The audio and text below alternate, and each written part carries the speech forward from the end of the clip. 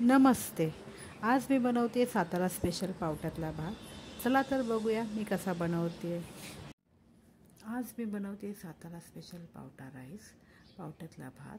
तर पावट्यातला भात बनवण्यासाठी जे मला साहित्य लागणार आहे ते अशा प्रकारे. मी घेतलं आहे पावटा, तांदूळ, कोलम घेतलेला आहे, तुम्ही कोणताही घेऊ शकता, कांदा, टमाटा, बटाटा एक घेतलेला आहे, मिरची, लसूण अद्रकची पेस्ट घेतलेली आहे, कढीपत्ता. तर आता मी गॅस पेटवला आहे. गॅसवरती बघा मी टोप ठेवला आहे आणि तेल टाकून फोडणी दिलेली आहे. फोडणी मी लसूण, कढीपत्ता, जिरं याची फोडणी दिलेली आहे. फोडणी आपली चांगली फ्राय झाल्यावरती मी कांदा फ्राय करून घेतलेला आहे. तुम्ही प्रतीक्षास किचनवरती नवीन असाल तर प्लीज प्रतीक्षास किचनला लाईक करा, शेअर करा आणि सबस्क्राईब करा.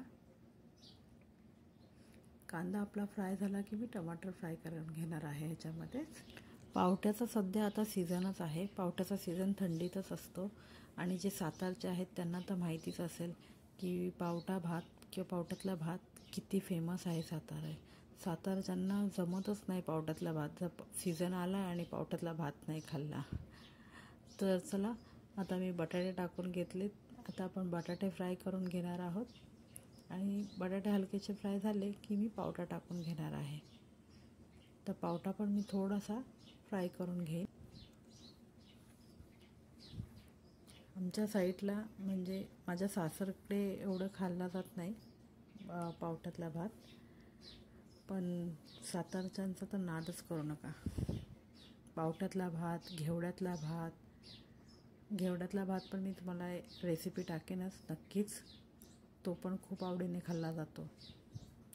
आता आपले पावटे फ्राय झालेत. आता मी त्याच्यामध्ये हळद टाकून घेईन. हळद टाकल्यावरती लाल तिखट टाकेन. लाल तिखट टाकल्यावरती मी माझा घरचा घाटी मसाला पण ह्याच्यामध्ये टाकणार आहे. हे सगळे मसाले आपण एकसारखे फ्राय करून घेणार आहोत.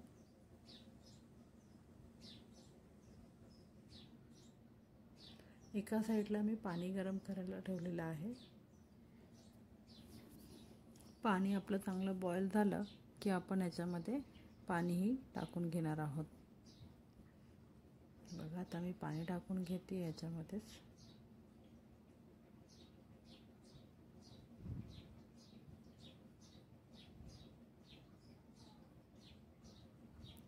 पाणी तुम्ही जेवढं तांदूळ घेतलेत त्याच्या अकॉर्डिंग तुम्ही थोडं जास्त पाणी घ्या, कारण की तांदळापेक्षा थोडं पाणी जास्तच लागतं भातामध्ये. डिपेंड करतं तुमचा तांदूळ नवीन आहे की जुना आहे त्याच्यावरती, पण अंदाजाने तुम्ही पाणी बरोबर घ्या. आता मी चवीनुसार मीठ टाकलं आहे आणि आपलं हे चांगलं बॉईल झाल्यावरती मी यामध्ये तांदूळ सोडणार आहे. याने आपला गॅस पण बचत होतो आणि पटकन भात पण शिजतो जर तुम्ही बॉईल करून पाणी टाकलं तर. आता आपण एकदा मीठ फक्त चेक करून घ्या. मीठ जर बरोबर असेल तर मग तुम्ही भात शिजू द्या.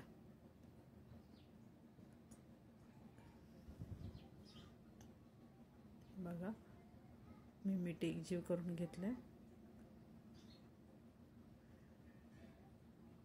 आता याच्यामध्ये मी थोडासा गरम मसाला टाकेन आणि आपल्या हलकीशी कसुरी मेथी, आणि मग आपला भात रेडी आहे खाण्यासाठी.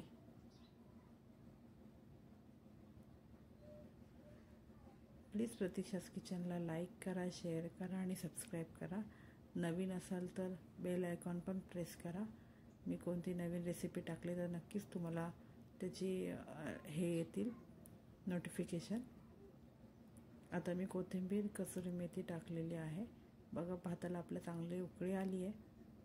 पाणी थोडंसं कमी झालं की आपण स्लो गॅस करून भात स्लो गॅसवरती शिजून देणार आहोत, मंद आचेवरती. तुम्हीही बनवा आणि मला नक्की सांगा की कसा झालेला होता पावट्यातला भात. खूप छान लागतो मला तर माहिती आहे, पण तुम्ही पण मला कमेंट करून सांगा की कसा झाला होता पावट्यातला भात. चला तर भेटूया पुन्हा नवीन रेसिपीसोबत.